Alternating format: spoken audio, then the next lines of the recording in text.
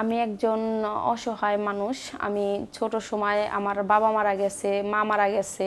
আমি বড় হয়েছি আমার মামা মামির কাছে।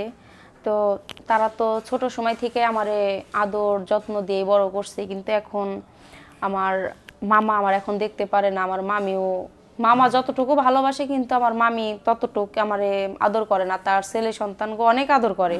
তো আজকে আমি এই জন্যই অনলাইনে আসছি, যদি কোনো ভালো মনের মানুষ থাকেন আমি এই ভিডিওতে একটা কমেন্ট করবেন, কমেন্টে নাম্বার দিয়ে যাবেন, আমি সরাসরি তাদের সাথে কথা বলবো। হ্যাঁ, যাক, আসসালামু আলাইকুম আপু, কেমন আছো? ওয়ালাইকুম আসসালাম আপু, ভালো আছি। আপনি কেমন আছেন? হ্যাঁ জি আপু, আলহামদুলিল্লাহ আমি অনেক ভালো আছি আপনাদের দয়।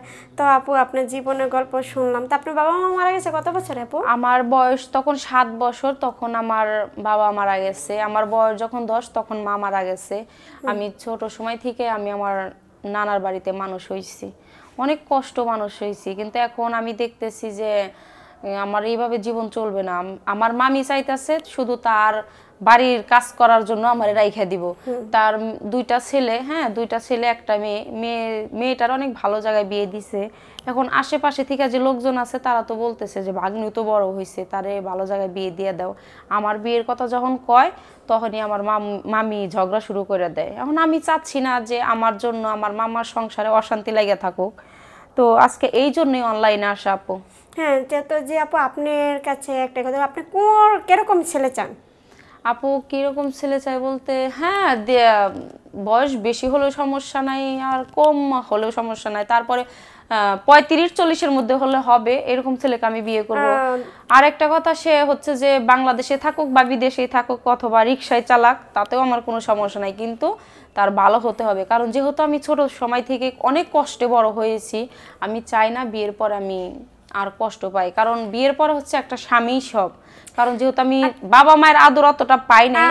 আচ্ছা ঠিক আছে আপু, তো বুঝতে পারলাম। যদি আপনার কোনো দেখা গেছে এরকম ছেলে আছে, তার বউ নাই বা তার বাচ্চা আছে দুটো বা একটা বাচ্চা আছে, যদি এরকম কোনো ছেলে হয়?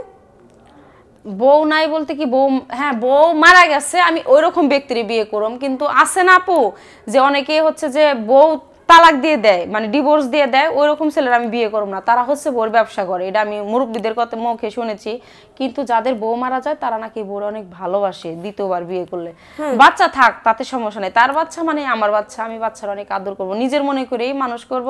কিন্তু ভালো একজন, কারণ ব্যক্তি হতে হবে। আপনি বুঝেন জিনিসটা, যে একজন মানুষের মা ছাড়া বাবা ছাড়া সেই সন্তানটা কিভাবে কষ্ট পায়, তার কি হয়। হ্যাঁ, আপনি অনেক সুন্দর একটা কথা বলছেন।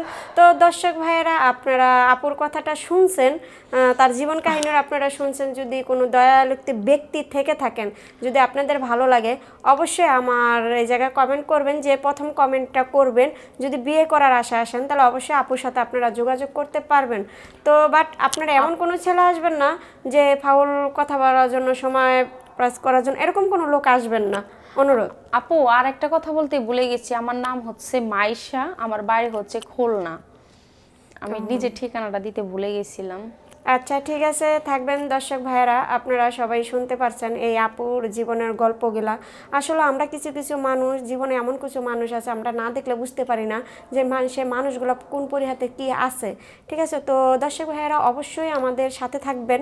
আর এই আপুটাকে যদি আপনাদের ভালো লেগে থাকে, আপনারা কমেন্টের মাধ্যমে জানিয়ে দেবেন। ঠিক আছে, তো আমারও একটা কথা আছে, যে যেখান থেকে ভিডিওটা দেখতেছেন প্লিজ প্লিজ দয়া করে ভিডিওগুলো একটু শেয়ার করবেন। কারণ আপনাদের একটা শেয়ারে আমার এই ধরেন একটা এতিমের জীবনের ওর একটু ভালো হবে আর কি। একটা শেয়ার যদি 5 জনের কাছে করেন, ভাইয়া ওই ভিডিওটা 5 জনে দেখলো, ও হেরা যদি আবার করে তারা দেখলো, এরকম করতে করতে সারা বাংলাদেশের মধ্যে হলে তো একজন ভালো মানুষ পাওয়া যাবে, তাই না?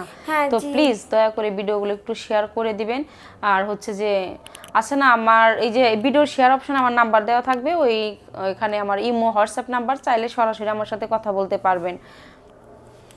তো জি আপু, তো ভালো থাকবেন।